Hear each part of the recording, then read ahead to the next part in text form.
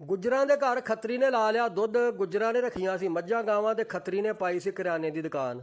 2 ਸਾਲ ਗੁੱਜਰ ਦੁੱਧ ਦਿੰਦੇ ਰਹੇ ਤੇ ਖੱਤਰੀ ਦੀ ਦੁਕਾਨ ਤੋਂ ਜੇ ਗੁੱਜਰਾਂ ਦੇ ਨਿਆਣੇ ਭੁੱਲ ਕੇ ਸ਼ੈ ਲੈ ਆਉਣੀ ਤੇ ਉਹਨੇ ਕਿਤਾਬ ਤੇ ਲਿਖ ਛੱਡਣਾ ਵੀ दूध लिया ਤੇ ਸੌਦਾ ਦਿਆ, दूध लिया ਤੇ ਸੌਦਾ ਦਿਆ। 2 ਸਾਲਾਂ ਬਾਅਦ ਜਦੋਂ ਗੁੱਜਰ ਹਿਸਾਬ ਕਰਨ ਗਿਆ ਜਾ ਕੇ ਆਂਦਾ ਮਹਾਰਾਜ ਕਿਤਾਬ ਖੋਲੋ ਕੋਈ ਹਿਸਾਬ ਕਿਤਾਬ ਕਰੀਏ, ਮੁੰਡੇ ਦਾ ਵਿਆਹ ਕਰਨਾ। ਖੱਤਰੀ ਨੇ ਕਿਤਾਬ ਖੋਲ ਕੇ ਅੱਗੇ ਰੱਖਤੀ। ਉਹਨੇ ਆਖਿਆ ਜੀ ਤੁਹਾਡਾ ਮੇਰੇ ਵੱਲ ਕੁਛ ਨਹੀਂ ਬਣਦਾ, ਮੇਰਾ ਤੁਹਾਡੇ ਵੱਲ ਕੁਛ ਨਹੀਂ ਬਣਦਾ। ਗੁੱਜਰ ਬੜਾ ਪਰੇਸ਼ਾਨ। ਉਹਨੇ ਆਖਿਆ ਮਹਾਰਾਜ 2 ਸਾਲ ਤੁਸੀਂ ਸਾਡੇ ਕੋਲ ਦੁੱਧ ਪੀਤਾ। ਖੱਤਰੀ ਬੜਾ ਖੱਚਰ ਸੀ।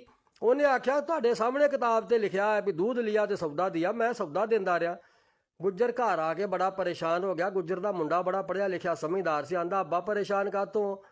ਆਂਦਾ ਪੁੱਤਰ ਪਰੇਸ਼ਾਨ ਕਾਹਤੋਂ ਹੋਣਾ, ਖੱਤਰੀ ਨੇ 2 ਸਾਲ ਸਾਡੇ ਕੋਲ ਦੁੱਧ ਪੀਤਾ ਤੇ ਹੁਣ ਆਂਦਾ ਜੀ ਹਿਸਾਬ ਬਰਾਬਰ ਹੋ ਗਿਆ, दूध लिया ਤੇ ਸੌਦਾ ਦਿਆ। ਸੌਦੇ ਦਾ ਤਾਂ ਉਹਨੇ ਨਾਂ ਹੀ ਨਹੀਂ ਲਿਖਿਆ ਉੱਤੇ। ਗੁੱਜਰ ਦਾ ਮੁੰਡਾ ਆਂਦਾ ਅੱਬਾ ਤੂੰ ਪਰੇਸ਼ਾਨ ਨਾ ਹੋ, ਤੈਨੂੰ ਮੈਂ ਇੱਕ ਦਾ ਦੱਸਦਾ, ਆਪਾਂ ਪੈਸੇ ਚੋਂ ਕੱਢ ਲੈਨੇ ਆ। ਉਹਨੇ ਆਖਿਆ ਉਹ ਕਿਵੇਂ? ਉਹਨੇ ਆਖਿਆ ਖੱਤਰੀ ਨੂੰ ਜਾ ਕੇ ਕਹਿ ਵੀ ਸਾਨੂੰ ਇੱਕ ਵਿਆਹ ਸ਼ਾਦੀ ਵਾਲਾ ਉੱਲੂ ਚਾਹੀਦਾ, ਅਸੀਂ ਮੁੰਡੇ ਦਾ ਵਿਆਹ ਕਰਨਾ ਤੇ ਸਾਨੂੰ ਇੱਕ ਉੱਲੂ ਦੀ ਲੋੜ ਆ। ਗੁੱਜਰ ਜਾ ਕੇ ਖੱਤਰੀ ਨੂੰ ਆਂਦਾ ਵੀ ਖੱਤਰੀਆ ਸਾਨੂੰ ਚਾਹੀਦਾ ਵਿਆਹ ਸ਼ਾਦੀ ਵਾਸਤੇ ਉੱਲੂ, ਕੋਈ ਚੰਗਾ ਜਿਹਾ ਉੱਲੂ ਹੋਵੇ, ਮਹਿੰਗਾ ਜਿਹਾ ਉੱਲੂ ਹੋਵੇ, ਸਾਨੂੰ ਕਿਤੋਂ ਲੱਭ ਦੇ, ਅਸੀਂ ਤੈਨੂੰ ਦੁੱਧ 'ਚ ਪੈਸੇ ਕਟਾ ਦਿਆਂਗੇ। ਖੱਤਰੀ ਬੜਾ ਖੁਸ਼। ਉਹਨੇ ਆਖਿਆ ਲੈ ਵੀ ਇੱਕ ਉੱਲੂ ਲੈ ਕੇ ਦਿਆਂਗੇ, ਸਾਲ ਪੂਰਾ ਦੁੱਧ ਪੀਵਾਂਗੇ। ਗੁੱਜਰ ਕਹਿ ਕੇ ਘਰ ਨੂੰ ਆ ਗਿਆ। ਗੁੱਜਰ ਦਾ ਮੁੰਡੇ ਨੇ ਜਾ ਕੇ ਕਿਸੇ ਝਾੜੀ ਤੋਂ ਫੜ ਕੇ ਉੱਲੂ ਤੇ ਖੱਤਰੀ ਦੇ ਬਾਜ਼ਾਰ 'ਚ ਜਾ ਕੇ ਉਹਦੀ ਦੁਕਾਨ ਦੇ ਸਾਹਮਣੇ ਹੋਕਾ ਦੇਣਾ ਸ਼ੁਰੂ ਕਰਤਾ ਵੀ ਵਿਆਹਾਂ ਸ਼ਾਦੀਆਂ ਵਾਲੇ ਉੱਲੂ ਲੈ ਲਓ, ਵਿਆਹਾਂ ਸ਼ਾਦੀਆਂ ਵਾਲੇ ਉੱਲੂ ਲੈ ਲਓ। ਖੱਤਰੀ ਨੂੰ ਨਹੀਂ ਸੀ ਪਤਾ ਵੀ ਇਹ ਗੁੱਜਰ ਦਾ ਹੀ ਮੁੰਡਾ। ਖੱਤਰੀ ਬਾਹਰ ਨਿਕਲਿਆ ਆ ਕੇ ਆਂਦਾ ਉਹ ਭਾਈ ਉੱਲੂ ਵਾਲਿਆ ਕਿੰਨੇ ਦਾ ਉੱਲੂ ਦੇਣਾ? ਉਹਨੇ ਆਖਿਆ ਜੀ 30,000 ਰੁਪਏ ਦਾ, ਇਹ ਕੋਈ ਰੈਤ ਪਾ ਦੇ। ਉਹਨੇ ਆਖਿਆ ਯਾਰ ਇਹ ਵਿਆਹ ਸ਼ਾਦੀ ਵਾਲਾ ਉੱਲੂ ਕੋਈ ਆਮ ਉੱਲੂ ਥੋੜਾ ਹੀ ਆ। ਉਹਨੇ 30,000 ਰੁਪਏ ਦਾ ਉੱਲੂ ਲੈ ਲਿਆ, ਲੈ ਕੇ ਦੁਕਾਨ 'ਚ ਟੰਗ ਦਿੱਤਾ। ਗੁੱਜਰ ਦੇ ਮੁੰਡੇ 30,000 ਰੁਪਇਆ ਬੁੱਚ ਪਾਇਆ ਤੇ ਉਹ ਜਾਂਦਾ ਹੀ। ਖੱਤਰੀ ਨੇ ਸੁਨਾਹ ਘੱਲਿਆ ਗੁੱਜਰ ਦੇ ਘਰ ਬਈ ਆ ਕੇ ਉਹ ਆਪਣਾ ਉੱਲੂ ਚੁੱਕ ਲੋ ਬਈ। ਜਾਂ ਠਾਲ ਵੈਂ ਦਾ ਖਲਾਈ ਨਾ ਜੀ। ਅੱਛਾ। ਤੇ ਗਿੱਦੜ ਕੋਲ ਲੁੱਟਾ ਪਿਆ। ਗਿੱਦੜ ਜੱਟ ਤੋਂ ਪੁੱਛਿਆ ਜਣੇ ਕੇ ਕੱਢੂ ਹੈ?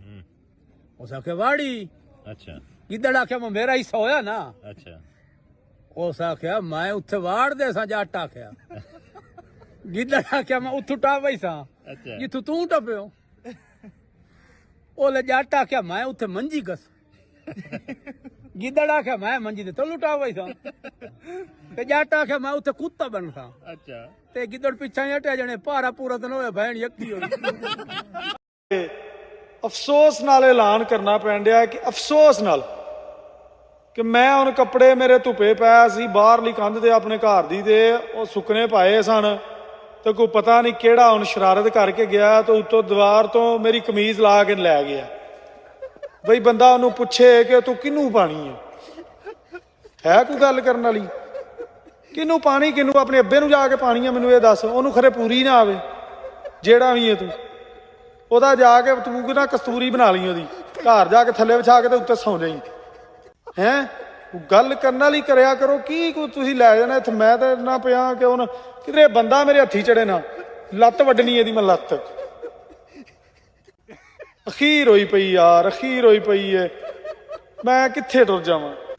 ਜਾਂ ਤਾਂ ਮੈਨੂੰ ਉਂਝ ਦੱਸ ਛੱਡੋ ਕਿ ਮੈਂ ਪਿੰਡ ਛੱਡ ਜਾਵਾਂ, ਮੈਂ ਤੁਰ ਜਾਣਾ ਵਾ। ਮੈਂ ਕੁਛ ਗੱਲ ਹੀ ਨਹੀਂ ਕਰਦਾ, ਮੈਂ ਪਿੰਡ ਛੱਡ ਜਾਣਾ। ਅੱਲਾ ਅੱਲਾ ਖੈਰ ਸੱਲਾ, ਤੁਸੀਂ ਵੀ ਖੁਸ਼ ਹੋ ਜਾਏ, ਮੈਂ ਵੀ ਖੁਸ਼ ਹੋ ਜਾਂਦਾ। 100 ਪਿੰਡਾਂ ਵਾਲੇ ਮੈਨੂੰ ਆਂਦੇ ਨੇ ਆ